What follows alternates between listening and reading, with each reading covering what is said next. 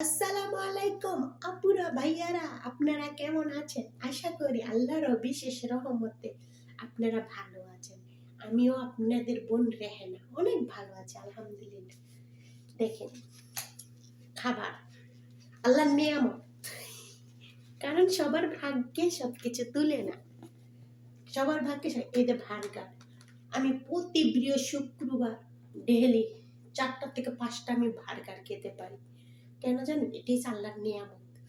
আর আমি আপনাদের কাছে সব সময় বলি যে আমার ম্যাডামটা অনেক ভালো, অনেক ভালো। আমার ম্যাডামের জন্য আপনারা দোয়া করবেন। আমিও আপনাদের জন্য দোয়া করে, আমার জন্য দোয়া করবেন, ম্যাডামের জন্য দোয়া করবেন। কারণ উনি বিশেষ বিশেষ অনেক ভালো একটা মানুষ, মন মানসিকতা অনেক ভালো। সো এদিক কত মানুষে বলে কত রকম, কিন্তু আমার ম্যাডামটা যথেষ্ট পরিমাণ ভালো। আপনারা আমার ম্যাডামটার জন্য দোয়া করেন আপুরা ভাইয়ারা।